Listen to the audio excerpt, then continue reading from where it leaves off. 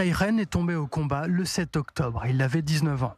Après 760 jours aux mains des terroristes de Gaza, il est enfin rentré en Israël. Batan Langrest, qui avait combattu avec lui dans le même tank lors de la bataille de Nahal Oz, lui a rendu hommage sur Instagram.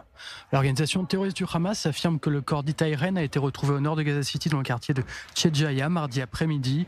La dépouille d'Itai Ren a été ensuite remise à la Croix-Rouge dans la soirée, qui l'a ensuite conduit à un point de rendez-vous avec Tsahal. Une brève cérémonie autour du cercueil du sergent Itai Ren a eu lieu avant de quitter la bande de Gaza.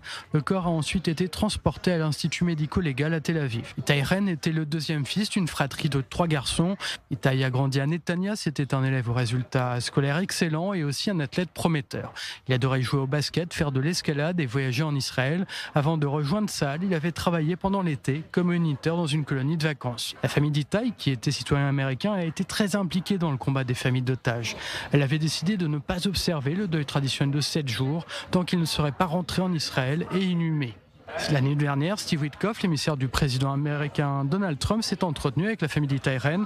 Il a loué leur combat pour le retour de tous les otages et précisé que leur engagement avait permis au président Trump de prendre conscience de l'importance de ramener tous les otages en Israël. Ruby et Hagit Ren, les parents d'Itai, ont également parlé avec le Premier ministre Netanyahou. Ruby, le père, a insisté: le sacrifice de son fils ne doit pas être vain. Il faut éviter de revenir au discours clivant d'avant le 7 octobre. Ils ont également demandé à Benjamin Netanyahou de mettre en place une commission d'enquête. Pour les parents d'Itai Ren, le peuple d'Israël et les 2000 familles endeuillées méritent d'avoir des réponses. Ruby et Hagit Ren rappellent que les corps de 7 otages sont encore à Gaza.